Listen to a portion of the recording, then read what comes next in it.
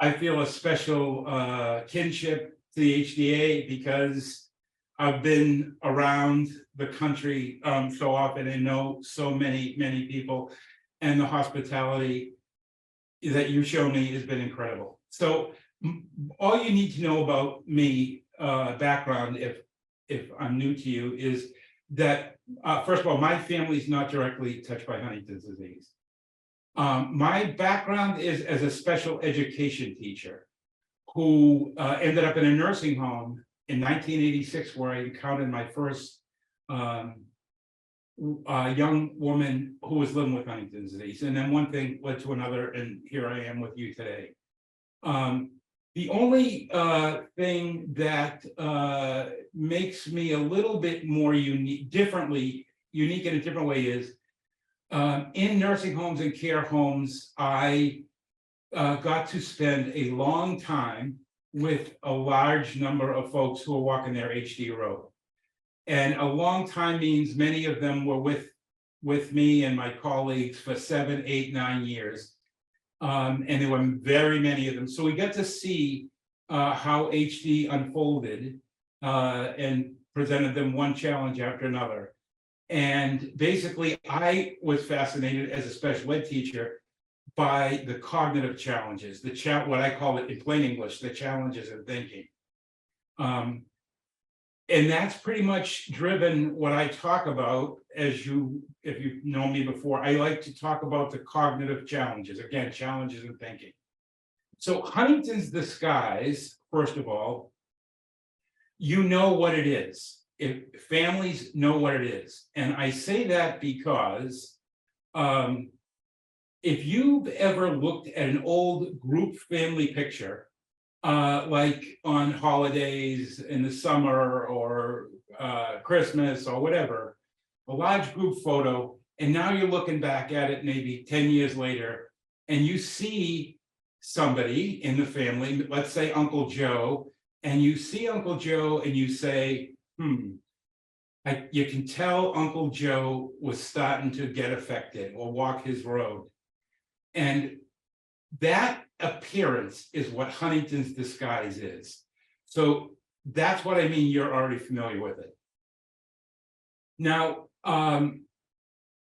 I conceptually think of it this way. So the medical world kind of conceptualizes Huntington's disease as 3 separate, interrelated, integrated disorders. And they may use different terms depending on the doc and their training, but it's essentially movement or physical features, mood features, primarily depression, and cognitive problems, challenges. Huntington's disguise takes some of the physical and movement related features, and then some of the challenges and thinking. Hold on one second. I have had an interruption. And take some from column A, if you will, the movement and physical stuff, and some from column C, if you will, the challenges in thinking, puts them together in a bag, shakes them up, and presents Huntington's disguise. So other than Uncle Joe, I kind of conceptualize it this way. And we don't do high-tech switching screens here. So I'll show you this photo. So this is the old comedy and tragedy masks, originally from the ancient Greek theater. But in the interim, hundreds of years, they've come to represent the whole breadth of human emotion. Happy, glad, mad, sad, all of that kind of stuff. You can buy them as decorative wall hangings in shops. Huntington's disease adds another mask, and it's this. It's this one here. It's the mask, if you will, or the disguise that Uncle Joe's wearing that you recognize. So that's what I want to talk about today. Now, this topic to me is important. If you have a level with Parkinson's disease, for example, in the Parkinson's world, and if you Google this, it'll pop right up. There is reference to the Parkinson's mask. Well, HD has similar things, but we don't talk about it in this community as much as they do in the Parkinson's disease world. But I think it's really important for a bunch of reasons. Some are self-evident, but I just want to name three. The first is that people with all kinds of challenges or disabilities always talk about how, as their disability comes on or advances, they tend to lose friends. Hopefully, if we could teach people to see beyond the disguise or the mask, maybe we could hold on to them longer if they knew what to expect, or that people are still have all those feelings. The second reason I think it's really important is in care homes, where I don't know what it's like in the UK, but in the US, turnover of staff, especially post-pandemic, has been dramatic. If a new person encounters someone in their care with this mask disguise, which we'll talk about, they can make some assumptions that otherwise would be reasonable, maybe that the person is disinterested, bored, doesn't like them, whatever. So if we can teach them that the mask is part of it, maybe they can see through it and not be fooled by it. And the third one is that for families, and that even husbands, wives, brothers, sisters, children, whatever it is, people who know each other intimately, even you can be deceived by Huntington's disguise, because in every other interaction you've had with a fellow human being in your entire life, appearances that look like this, you can reasonably assume that that person might be bored or disinterested or not like you or whatever. But, and that's true, but HD kind of puts Huntington's disguise, puts an asterisk on the assumptions that you make. So we, as those unaffected folks, those who don't have HD, we don't come wired to see beyond the disguise. So that's kind of the intro. And if you have HD yourself, almost every feature that I'm about to speak about can be compensated for. So just be aware of that, and maybe we can talk about that at the end if I don't mention it during. So the goal here is I'm going to, oh, and one more thing, this topic has been a work in progress for a couple of decades. So you might have seen it close to what it is now, or you may go way back to when I just was beginning to speak about this. But it's that important that I haven't let it go. Okay, so we're going to go down feature by feature on the physical and movement stuff, and then we're going to add a couple of cognitive challenges to it and explain what it is so we can see through the disguise. Okay, we begin. So the stuff that's physical movement, column A, if you will, the first thing is this general flat number of words you can use to describe this: flat, bland, neutral, at rest, where your face just looks flat. Not angry, not just sad, not just flat. That appears to be magnified. And the reason for that is many. Being somebody who knew folks well down their road, a lot of the reason was that they may have problems with dystonia, and there would be a general weakening of the facial muscles. So you get this. Now, if you ask a neurologist, they'll tell you that there are other contributors. So I don't want you to chalk this up to weakness from dystonia. That's just the one that I would encounter. There are many others. So you start out, element number one really is just this magnified at rest. The second thing is this whole notion of motor impersistence. Now, some of you may have heard of the term, but I'm betting several of you haven't. So the term is motor impersistence, and it is simply this. And again, for the sake of this talk, I am oversimplifying very complicated notions, but I don't believe I will have sacrificed the essential points. just for the integrity, clinical integrity of this. So as I hold this mug, for example, the contractions in the muscles of my hand, thumb, palm, whatever is involved in it, I'm holding it. My brain's doing the work for me. I don't have to consciously say, geez, Jimmy, make sure those, you contract your hand, because if you don't, you'll drop the mug. I don't have to consciously think of it. My brain does the work for me. So it is said that those contractions and everything persist. If they didn't persist, I would drop it, it would smash, but it would say that those contractions impersisted, hence the term motor impersistence.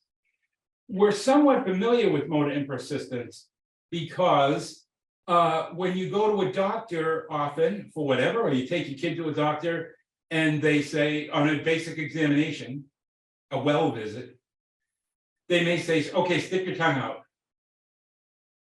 And you protrude your tongue.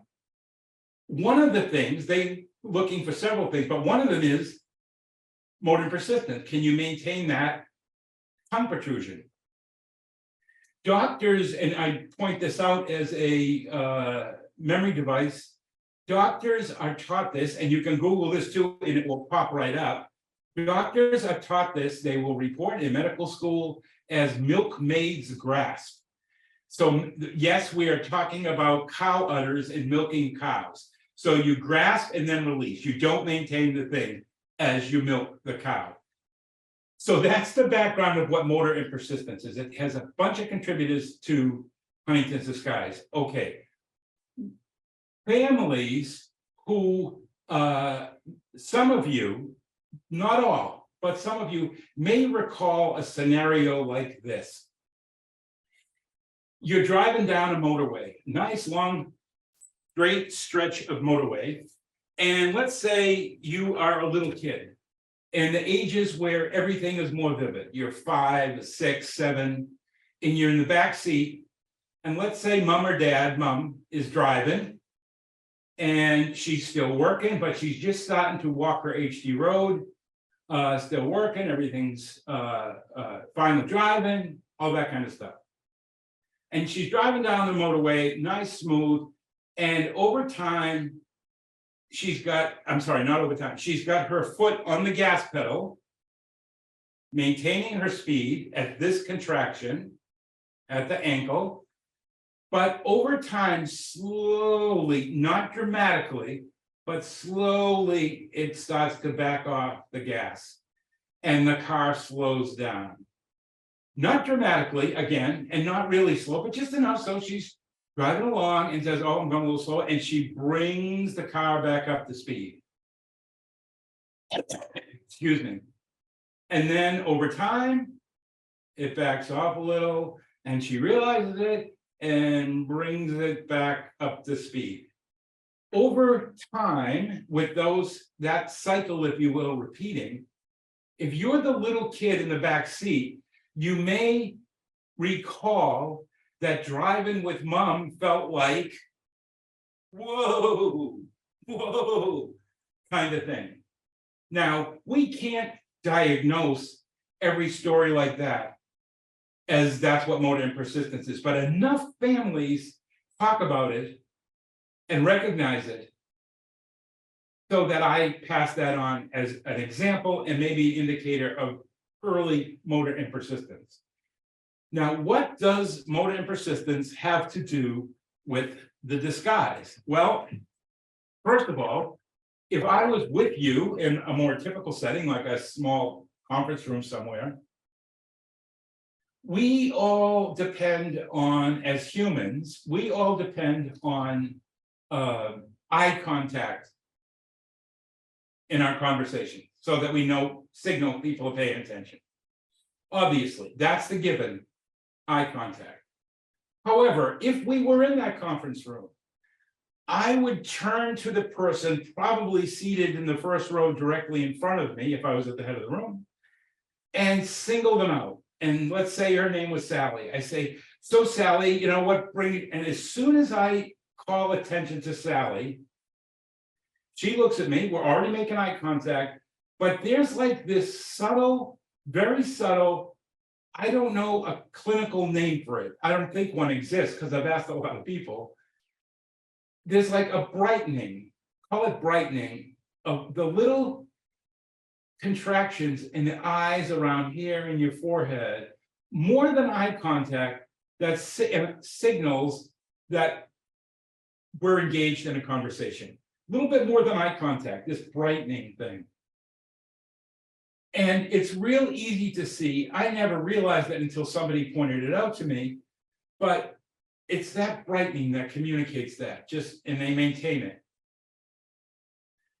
If you, whatever those micro contractions are, if you have motor persistence, you may begin a conversation or any kind of engaging with people, and you may brighten, but if you have motor persistence, it goes back to, so you're left with eye contact perhaps as the indicator, but not that other brightening that says, okay, we're engaged now. Because that motor impersistence brings it back again to this. The other contributor of motor persistence to Huntington's disguise is in smiling. So again, when we engage socially, a lot of us talking like this and, smiling and how you doing? Pretty good, but if you have motor persistence, you may smile as you begin talking to people, but over time, you're pretty much continue to be engaged, and it goes back to this. Let's think back to the group picture. So, okay, everybody get together, get in there tight. Okay, ready? Everybody smile, say cheese. And everybody smiles, including Uncle Joe. Hold on, it's a little different with cell phones now. You can click fast, but in the old days where you had to like wait for the light to go on for the flash or something. Okay, everybody smile, and everybody's like this, including Uncle Joe. But over a couple of seconds, Uncle Joe's back to this. Click. Uncle Joe's the only one who looks like this. And now 20 years later, you look back and make the assumption, gee, you can tell Uncle Joe's beginning to walk his HD road. So, motor persistence, two contributors are that lack of bright or not maintaining or even having that brightening and being able to maintain or even smile. This is not everybody, because I see people well down their road with all kinds of physical challenges and cognitive challenges, but they maintain their smile. It's amazing. Some people would say, and I don't agree with this, but yeah, they lost their smile. And they do, but there's always more to it than that. So every time I see somebody well down the road and smiling, I just say, wow, that's great. And again, if you're aware of it, I said a lot of this stuff could be compensated for. I actually have photos that people have sent me where their loved one way down their road will be consciously maintaining their smile. And in many cases, they have the biggest smiles of anybody in the family in the group photo. So it can be, so I want to point out to people who are walking their HD roads, as a lot of this stuff can be compensated for. So this, then the brightening issue and the no smile issue, these things are starting to get layered on one on top of the other. The next thing I want to talk about is this notion of dystonia. So unlike motor and persistence, I'm pretty sure that most of you have heard of dystonia, and dystonia is a disorder of muscle tone. And I had prepared for this with an elastic on my desk, but I have lost it. Anyway, dystonia is a disorder of muscle tone, or a dis of tone, or dystonia. It's most often, again, a very complicated notion. So allow me to oversimplify it for a minute. Here it is. Most often, it's taught to lay people like us as an elastic. It's a tension in the muscles. your brain is always generating whatever your muscle tone. It's all the time. And if you have too much muscle tone, it's like an elastic. You want to have just the right tension. Too much, and you have problems, spasticity, rigidity. That's a problem. That's called hyper, above, hyper, too much tone. And if you have too little tone, then the elastic has no utility. That's called hypo, below, hypotonic. So you want, your brain just gets the Goldilocks principle.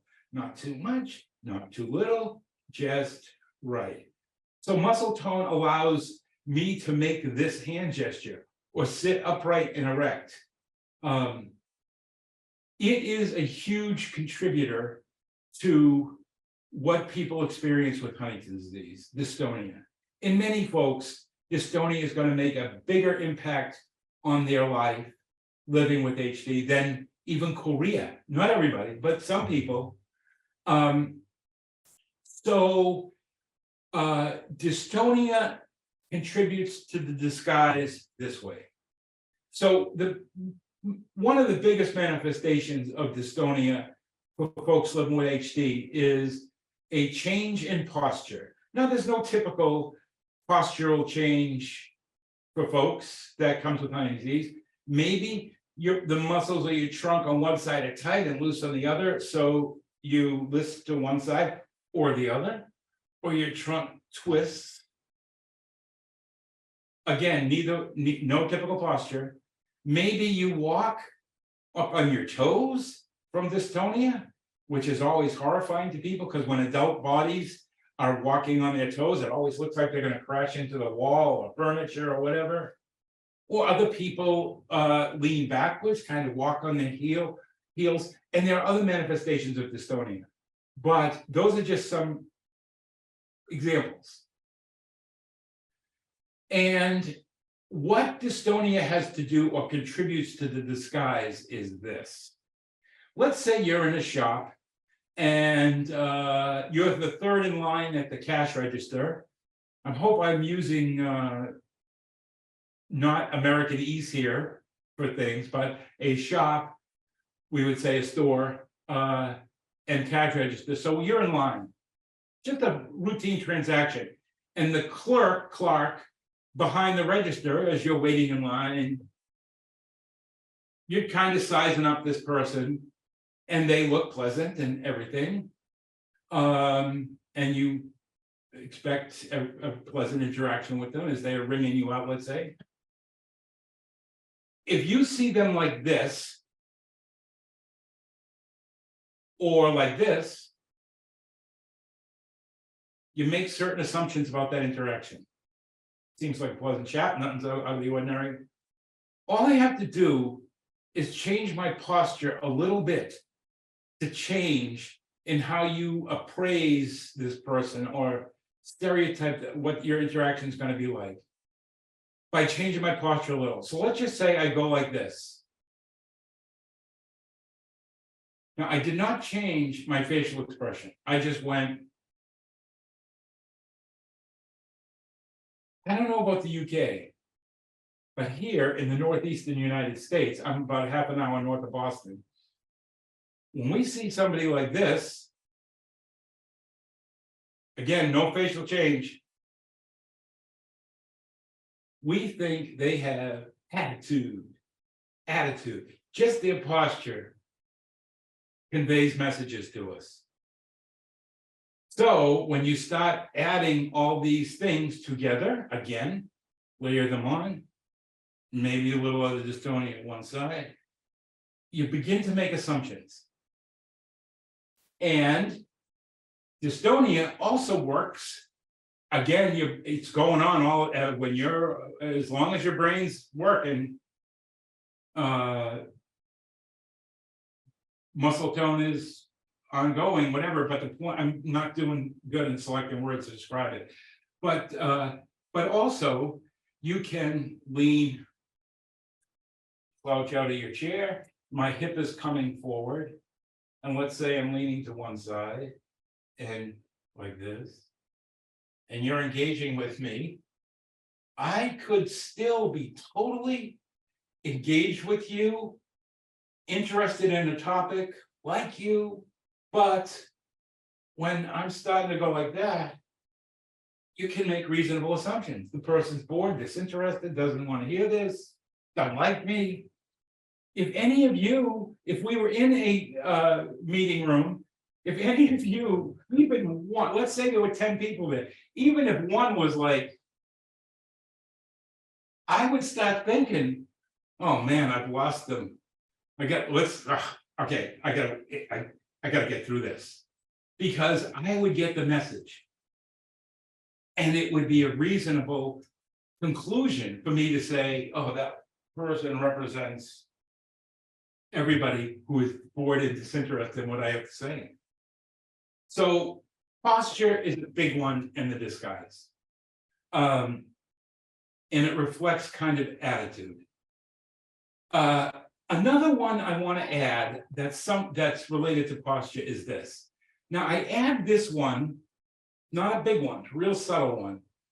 I only add this to continually drill the point home that none of these things are big. It's just a combination and layering, as I've been saying, of small things that convey this to people. And it's this. So I'll be 72 years old in August. And since I'm 65, when I was 65, I would go for my regular checkup, and the medical assistant who would take me in to see the doc would get my height and weight. But then when I was 65, they started to see how tall I was, because us old guys shrink evidently. But she'd say, stand, the little thing they do to see how tall you are. She would say to me, okay, stand against the wall, Mr. Pollard, and I would stand against the wall. And she would say, okay, put your shoulders against the wall. And I'm like, my shoulders are against the wall. But then the medical assistant would go and pin my shoulder blades back against the wall. Because I didn't realize that with aging, I'm just like all of it, just come down a little bit. What does this have to do with this, guys? Well, it is a little postural thing, but it's really a matter of, in my case anyway, and I know many of my age peers, it's really a matter of people's shoulders coming in, curling inward, if you will. Again, not dramatically, not pathologically, just a little bit. I point it out because it's one more thing. When your shoulders come in, it's like your head goes down just a little bit. Again, not dramatically, but it's just one more subtle feature that takes even away from that crisp, straight on eye contact. Your head is down a little. Again, third time to this point, these things are subtle. It's an accumulation of subtle things. One more thing, or a couple more things, but one more thing, next thing on the physical and movement related domain is this. Now we're going to take two ideas. I'm going to go over each one of them briefly, and then we're going to put them back together and show you something. So the first one is balance. Now, again, balance is one of the things in the HD world, I think, that doesn't get talked about enough. It's kind of like Korea as a topic seems to dominate balance. But most falls aren't from Korea. They're from impaired balance. Not always, but very often. Because sometimes Korea, or most often I would say, I'm a special ed teacher, not a physio, balance and Korea, involuntary movements, they're kind of independent of one another. So so how does challenges in balance manifest itself? Most often, it manifests itself in our ability to stand on one foot. So where do we stand on one foot in the course of our day? Well, one of them is putting on our pants, for example. Get one, everybody puts their pants on one leg at a time, kind of thing. And you're standing on one leg at a time. Other ones are, though, and important, are when you sit. It could be in a chair, on a toilet, or getting into bed. So I'm going to try to show you this, and I know it's really difficult with this format of virtual and screen, but we'll give it a shot. So here's my chair, and you will notice that when you have to turn, so this fleeting couple of milliseconds where as I approach the chair, this kind of turn, I am on one foot now, boom. I'm balanced on one foot. Again, I could be getting on a toilet, or I could be getting into bed. That's the first manifestation, often, that balance on one foot. You see it sometimes going upstairs. But anyway, so that I'm vulnerable to that. I'm sorry for that distraction again. I'm vulnerable because of impaired balance in turning to sit. So that's the notion of first signs of balance, probably first signs of balance issues, is that ability to balance yourself on one foot, especially as you turn. Okay, so hold that idea. We're going to add the second one. The second one is, you see me now get in and out of the chair a couple of times. Never once did I have to consciously, because my brain's doing the work for me, never once did I have to consciously say, Jimmy, be sure that you judge the distance from this chair. Here's the seat. The distance from this chair. My brain does that depth perception automatically, don't think of it. But if I'm off a little and I misjudge how far I am from it, and I end up too close to the chair before I make my turn, then I hit the chair, obviously. If I approach the chair and make my turn too far away from the chair, boom, and go to sit in it, I'll miss the chair. My butt doesn't hit the seat. There are subtle changes that a lot of folks have judging distance, again, unconsciously. Not everybody, not always. This is HD. The manifestations are so different and unique. It's different for folks, but you might recognize this. So let's take the challenge of balancing in one foot and add to it misjudging a little bit on the distance between the chair and where to make my turn. So if we put the two together, it might look like this. So I'm going to approach the chair and make my turn like this, balance myself on one foot, but I'm going to make a little misjudgment and make my turn too far from the back of the seat of the chair. And it would look something like this. So I would ask you, have you ever seen anybody living with Huntington's disease flop into a chair? Now, we cannot retrospectively diagnose people flopping into a chair as always being caused by that. That's an important point for me to make to you. We can't do these things. But I bring it up because so many people are familiar with flopping into a chair. And I never understood it until, thank God for physios, PTs as we call them, explained it. So it's not everything can be attributed to that in terms of flopping into a chair, but enough for me to call attention to it. And to further make the point that there's always more going on,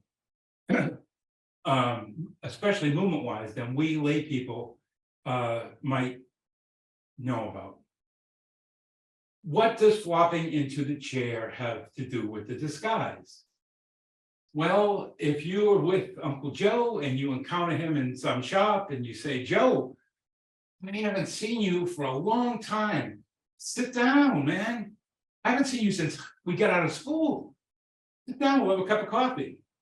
And even if he brightens and smiles and then goes back to this, and he says, I'd love to, and then he flops into the chair, just flopping into the chair is another indicator, reasonable one, or communicates maybe he is bored, disinterested, maybe he didn't like me because we really didn't hang out together in school. All of those kind of things. It just adds to it. It's this, it's the postural change, it's flopping or leaning or slouching. But meanwhile, that Joe is still on affect and feeling and smiling. He's still this, but we're getting this. So the last one I want to call to your attention is this notion of is this notion of finding the right amount of force in one's movement. So, but by force I mean, let's use the mug example again, the cup example. I don't have to think about this. My brain's doing the work for me. And it makes sure that the force in these contractions of my thumb, my hand, I really don't know all that goes into a grasp, but that there's enough force for me to hold it. There's nothing in this, but if it was coffee, it'd be a little heavy, enough force to hold it. If this was a styrofoam or a paper cup, and I used too much force, I would wish I had one to show you, I'd squish the cup and maybe the liquid would come out. If I used too much force, no matter what kind of cup I have, I would drop the cup. So it's kind of just like with the elastic in dystonia, your brain does the work for you, and it's the Goldilocks principle, not too much, not too little, just right kind of thing. So it's modulating one's force of movements is really finding the middle ground, finding that just right amount. So where do we see these issues? Well, first of all, you saw me already get in and out of a chair a couple of times, and I got up like this. But if I didn't have enough force in my thighs and my trunk and my calves and everything that's involved in standing up, if I didn't have enough force, I couldn't lift my body against gravity. If I used too much force, it would have the appearance of leaping out of the chair like that. Now you see chair flopping a lot. You don't see leaping out of chairs often, but I know some of you do. And you tend to remember it because it can be very intimidating, not because of the person, but just adult bodies kind of flying out of chairs. And there's reasons, other reasons why, with the construction of chairs and being able to get your feet behind your knees, that you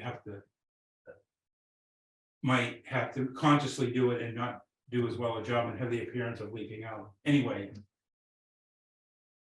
if you've seen a version of this talk before, you may excuse me, you may very well recall that I asked for a volunteer. I hope it was a male, because then I say that, okay, volunteer, John, let's say, you are a very cooperative nursing home resident or care home resident. And I'm going to help you take a shower tonight. And I will then say, okay, let's lather up under your arm. And the person, the volunteer, will just, I don't know, reflexively, instinctively, just begin to raise their arm to help me help them lather up under their armpit, for example. If, as cooperative as they are helping me, if they don't use enough force, and again, unconsciously, they're not going to be able to lift their arm against gravity. Like if I had trouble getting out of the chair, I couldn't lift myself up. If they had too much force, as cooperative as they are, they would just begin to just want to help and just kind of instinctively raise their arm, only it would come out as boom, and you would slug somebody. And then I would say, hey, to my colleague, if you're taking care of John Greger tonight, you bring somebody with you because he just clubbed me. Now, I got to give you a disclaimer. I'm not saying everybody who gets clubbed in any kind of congregate care setting, care home or otherwise, it's attributed to that. I'm not. People get clubbed for a lot of reasons, with or without HD when they're in care. But I point this out because if you're with a lot of folks with HD in a care home, you will see this. You will see this where a resident will helpfully go like this, and it will be like this. And if you don't know this, you'll reasonably assume he clubbed me because they have difficulty finding the right amount of modulating their force. Again, I want to underline this. I'm not saying that's it. However, I will say that to us lay people, that anytime it seems in movement, there's more to it than meets the lay person's eye.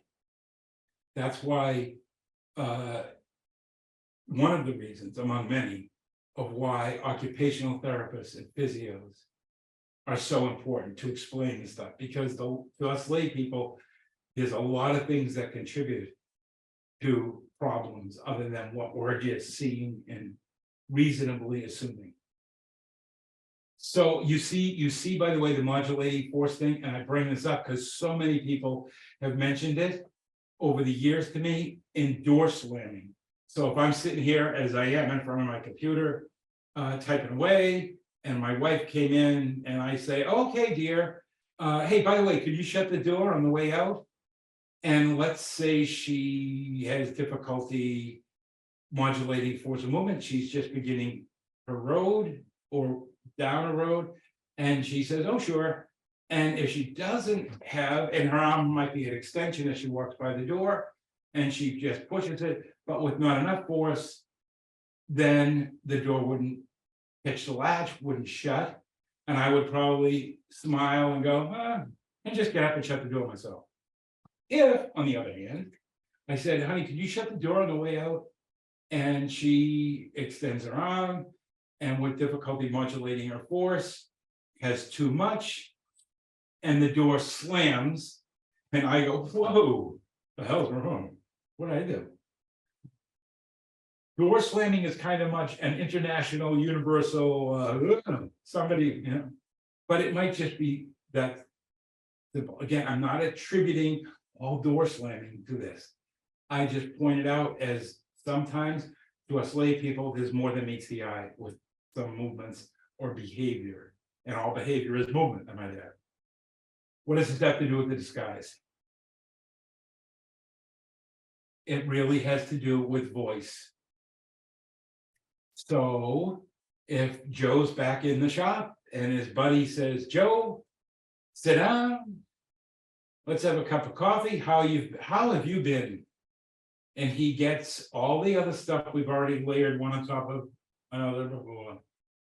And Joe wants to say good, but it comes out modulated. If it comes out too little force, it comes out, Joe, how are you doing, man? I haven't seen you. How are you? And Joe wants to say good, but it comes out either too little, good, Start to make assumptions. Good. Or too much. Shout alert. I don't want to scare you in front of your devices here, but too much is, Joe, how are you? Doing okay? I'm good. Meanwhile, you can presume Joe is just good, but too little, too much, finding that proper amount of force contributes to disguise.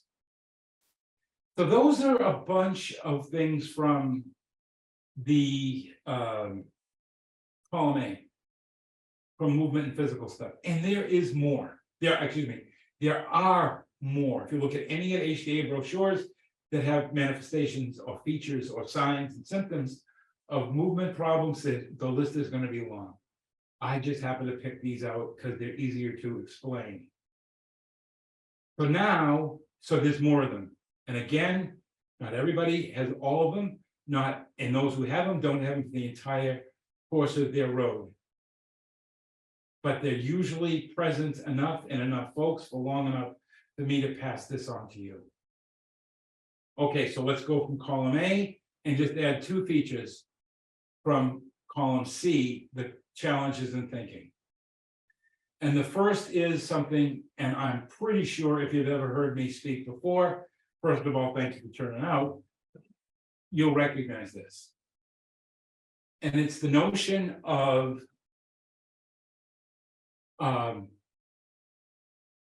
delays in processing.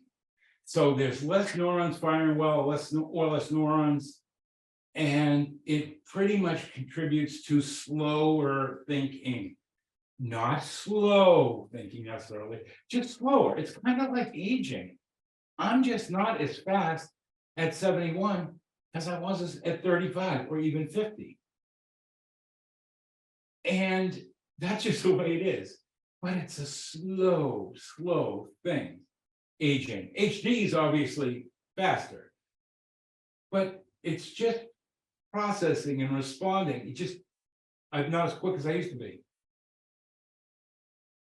And HD heightens it because of all these neurons that are affected. And one of the places this notion of slower thinking shows up is in our conversations. And typically, a conversation between two people will have a nice back and forth characteristic to it. Da, da, da, da. How you doing? I'm pretty good. What's up? Not much. Gonna rain today? Yeah, back and forth. If you come home at the end of a workday to somebody you live with, maybe the questions and the answers, responses, have more substance to them and take longer. Like, so what did you do today? Ba ba ba ba ba ba ba ba ba ba ba ba ba ba ba. Ba ba ba ba ba ba ba ba. Again, same characteristic back and forth. If you have a processing delay because of slower thinking, it affects that rhythmic back and forth. So if you have a processing delay, and if your loved one, let's say, has a processing delay, and you don't get that back and forth, you get this. So how you doing? I'm good. What's up? Not much. What do you want to do today? Go out. That's only like, in my head, I was counting off 2 seconds. But if you're the person who doesn't have the processing delay, just that little bit of delayed response, if we feel it viscerally, it's kind of like, okay, you know, people use the term, you want to pull the words out of their mouth, just as they're just taking a little bit longer to answer. So for the people who don't have the processing delay, it's got that feeling, it's like downshifting. But there's also a feeling too for the person who lives with processing delays or slower thinking. because every time they say something, we ask them to fire right back. They have their delay, they get it out, we get another one.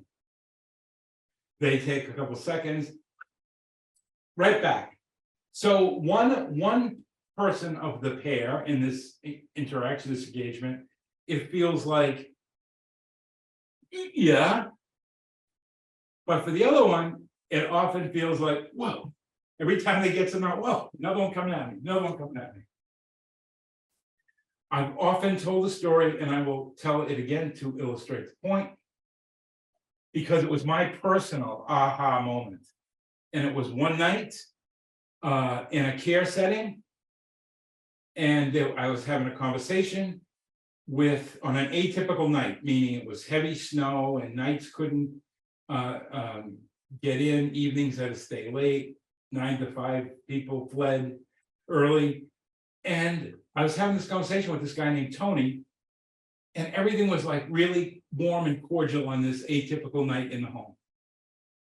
And he was asking me about my family. It's the kind of stuff we all do as we get to know each other, you know, how many kids you got, are you married, how many boys, how many girls, what did you do for a living? I mean, all just the basic routines, kind of mundane, but interesting stuff. He was driving the conversation, and then I, in return, would ask him about his family. Even though the content of the conversation was warm,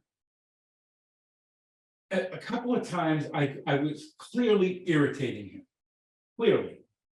And some of it was really easy for me to see, because there were moments where he and I would begin to speak at precisely the same moment. And I would say, no, Tony, go ahead. And I did this 2 or 3 times in kind of rapid succession. So much so that I said, Tony, I'm sorry, I keep stepping on your words, man, I'm trying. So that was why he was irritated. But again, the two things coexisted. The warmth and interest in the conversation, driven by him by more questions, and also the irritation. But this is going on and on. And I would say the elapsed time of this conversation was about 10 minutes. It's hard to tell decades ago, but what it felt like. Finally, at one point, he clenches his fist and says to me, "Don't set my ticker back."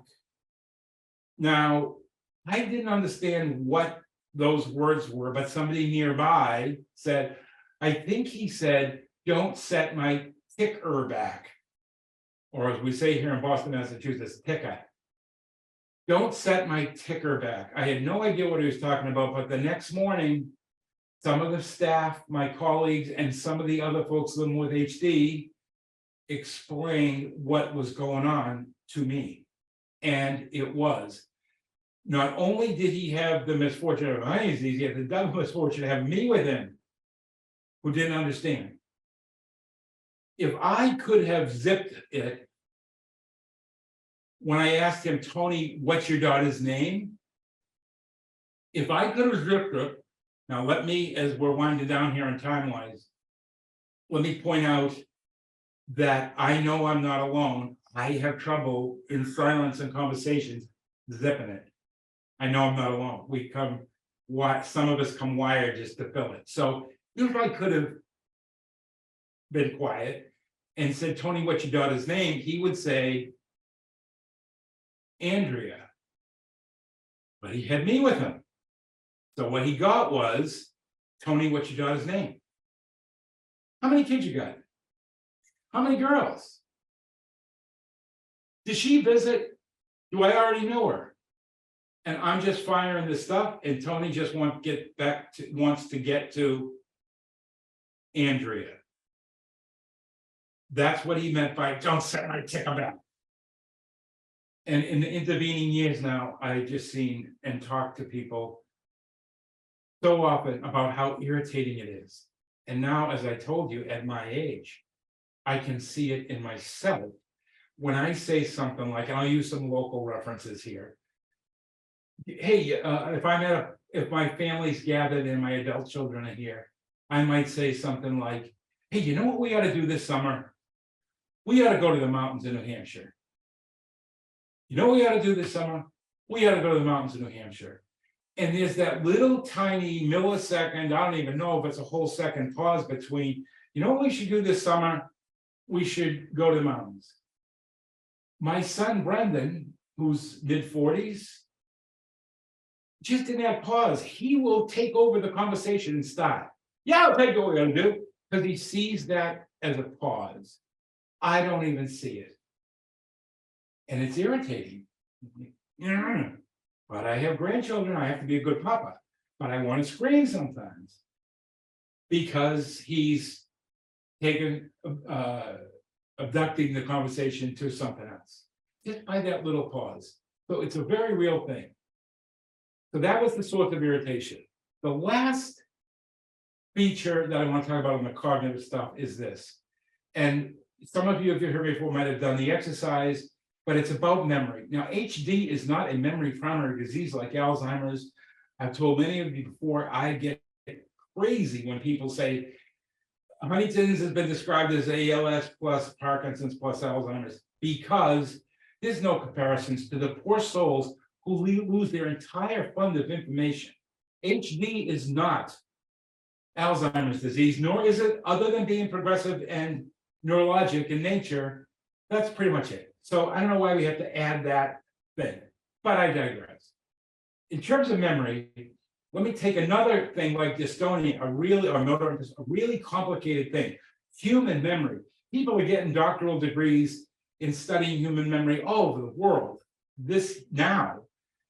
So I'm going to oversimplify it, and admittedly, but it's very complex. But basically, there are two kinds of things we can simplify it to, and it's the notion of recalling something versus recognizing it. And some of the things I do, one of the things you might have done with me is I might have asked you to draw a 1 pound coin, and people would begin to draw it. You give them a couple of seconds to draw it.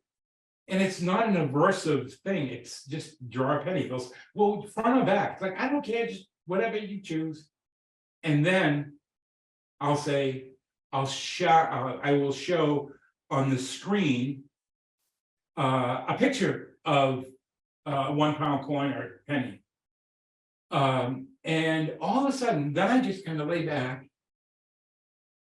and wait about 10 or 15 seconds. And everybody who's sitting there will be smiling and laughing, going, oh, look at this. Oh, I forgot this.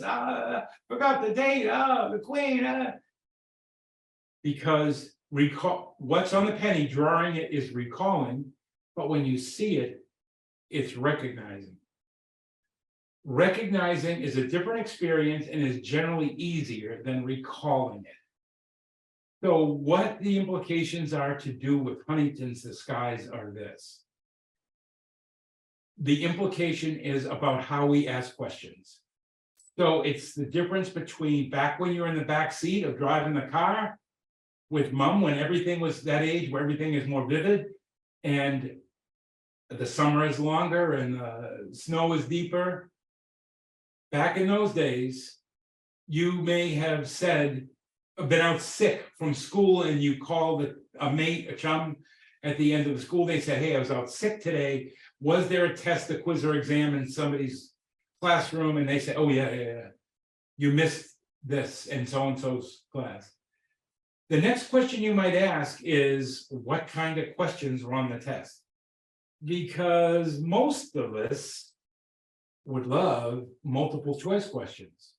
And we would disdain and hope not to get essay questions or open-ended questions or word problems, because we can pretty much recognize the answer. Not it totally, but that's the principle, or tease in or guess within what we but recognize, have some alternative versus having to think of what I'm going to say, the words, building in the BS factor, as we say, to convince the teacher I know more than I actually probably do, organize it, writing it, or saying it, with all that stuff. Yeah. So let's go back to Uncle Joe at the shop, and he encounters his buddy, and the buddy says, sit down, let's have a coffee, and you get all the physical stuff. And then he says, Joe, I haven't seen you since we got out of school 30 years ago. What have you been doing? That is a really open-ended question. Most often we ask people open-ended questions in our day-to-day lives, like, what do you want to do today? Or what do you want for supper? Or the kid says, hey, mom, can I have the keys to the car? That's, sorry, bad example. Strike that. But here's the question. Joe, what have you been doing, man? And it's open-ended. In that arc of Joe's delayed response to an open-ended question, Joe, what have you been doing? Even if I encountered, presumably central nervous system intact, if somebody asked me that question, I would go through this quick, probably conscious drill of, geez, I haven't seen him since I worked at someplace. I wonder if he knew I left, or if he, how long did I go to see him? I got to tell him this. I don't know if he knows I have a family. All that kind of just, and then it would come out. It would all happen in milliseconds. But if you think slower, and it's going like this, in this arc, Joe's buddy, Joe's mate, is starting to make assumptions. And you can put in whatever assumption it would be. He's bored, he's disinterested, he didn't like me, I never knew him that well anyway. He doesn't understand, he doesn't remember, all of those kind of things. And as I've said twice already before, if you encounter that in any of the bazillions of interactions you've had with people in your entire adult life, from when you were a baby looking up at your mom, all of those assumptions are accurate, reasonable to make, and they are what contribute to making you a competent adult. Except this layering on one thing after another, plus these cognitive challenges, they put an asterisk on that. Except when this person has this unique combination of some from column A, some from column C features.